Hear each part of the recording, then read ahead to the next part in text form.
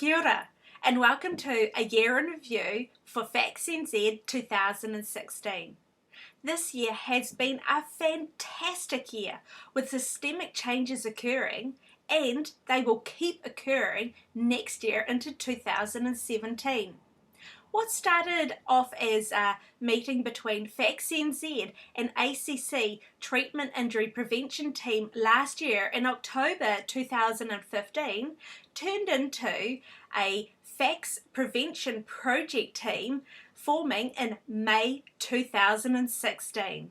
This is fantastic news because there's about 15 to 16 healthcare professionals that are on this particular team, and it's all about FACS prevention.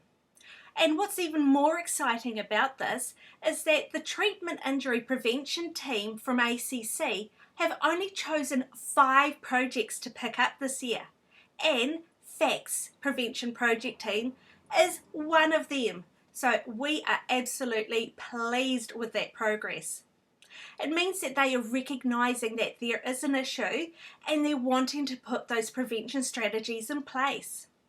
When we met as a team in May this year, we decided on priorities, and one of the first priorities was making a toolkit that was for healthcare professionals and patients alike.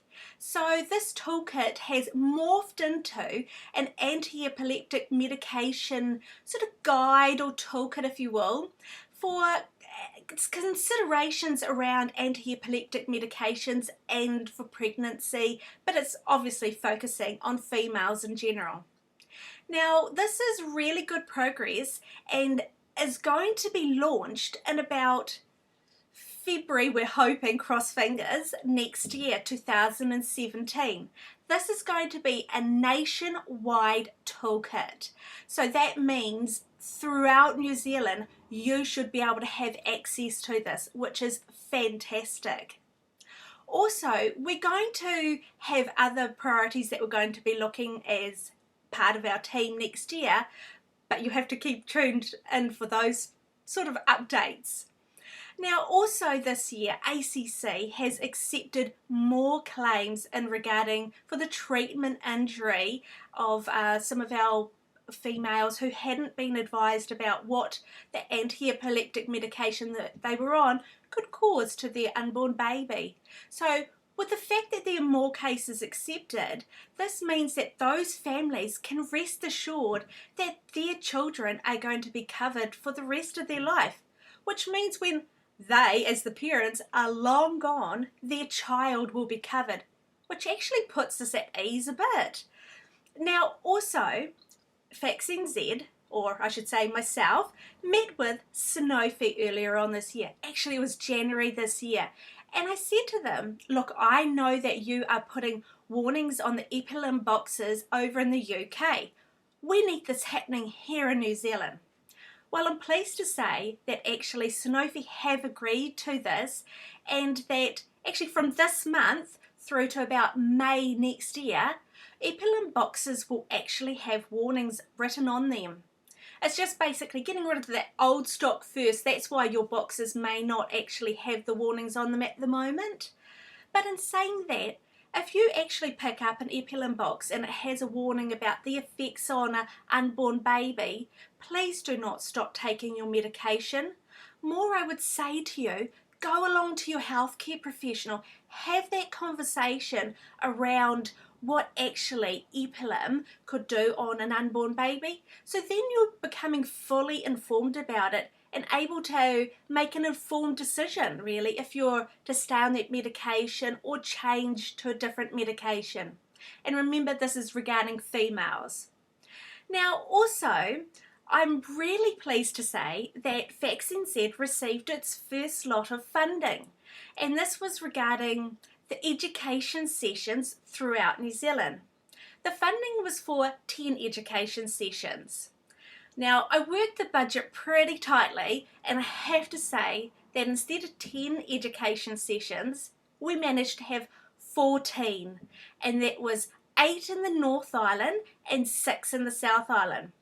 From those 14 education sessions, already there has been a lot of feedback that changes are actually starting to occur in some of those regions, which really excites us because, you know, we know that regions are different and they have to work within their DHB and everything. So knowing that those conversations are taking place is actually heartwarming, and knowing that, you know, it's reaching more people. So it's great. Also, we've provided heaps more individualised education sessions, whether it be to the RTLB clusters, or whether it's schools, or whether it's anybody really, including families. I mean, we work really hard here at FACS NZ, and so it doesn't matter whether it's an individual or a group situation. We want to provide that education, and we've been doing that really successfully this year.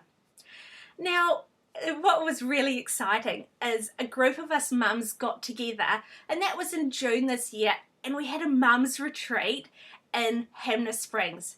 I have to say there was a lot of giggles happening and a lot of fun, but more than that, it was just mums who actually just got it. You didn't have to explain what was going on in your life with your children, because we just got it. And have that feeling is, it's really special. You feel you're in this FACS community, and it almost brings a special warmth to you, really. Also, the South Island had a get-together, and so it was actually held in Dunedin, and there was Christchurch parents, there was ones from Greater Otago, as well as Dunedin, and I have to say there was a sneaky peek of actually our girls flew down, and they got to meet our girls for the very first time. There was a lot of giggles had at that particular event, but also the kids had got together, and they were just being kids. And actually that's what we want, is them to just have fun and be kids and enjoy themselves. But, you know, everything has to sort of eventuate into other things, so we actually ended up getting some more funding. And I have to say, this awesome outdoor flag that's behind me is one of the upshots from more funding.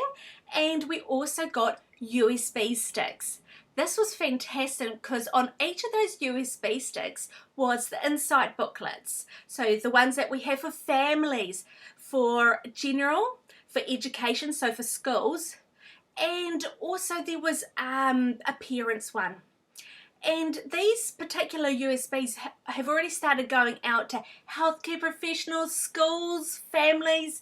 So it's providing the valuable information that really you want to hand out and provide, because getting more of an understanding raises awareness and knowledge for our kids, and that's so important. Also, the reality of this is that, you know, FACS NZ, it's me. And I have to say, there's one of me, I don't get paid, and I'm doing more than full-time hours. I have to say that I have had a sidekick for part of this year, and she's doing voluntary part-time hours, but that's more than just me and her. And to know that we're not getting funding is really difficult to pay salaries, because actually guess what, we have to survive as well. And so it's actually meant that I've had to sell off my own stuff to start providing money, really. And if you think about it, that shouldn't actually be occurring. The sort of systemic change that we're doing, the support that we're giving, the awareness we're giving, everything we do, we should, I mean, it's not like we're trying to be greedy, but we should actually get reimbursed for our hours, because we're having to give up full-time paid work for this, because this is our job. You know, here I am, I know I'm in the right headspace. Morally, I couldn't just sit there and not do anything, especially when I see such fantastic changes occurring. I mean, we don't want it to stay as status quo. We're pushing those boundaries. Changes are occurring, and they're positive changes. But, you know, I have to say there's more projects coming up next year in 2017. So, you know, keep an eye on what's happening. Like our Facebook page, if you haven't already. Keep an eye on the website. and just watch out. We are bringing a lot more stuff, New Zealand based stuff that is so needed. And you know, just remember that one person, one organisation can actually make systemic change, and that's actually what we're doing right now. So in summary, I'd just like to say Merry Christmas, have a great new year everyone, and we look forward to announcing more projects happening in 2017. Bye!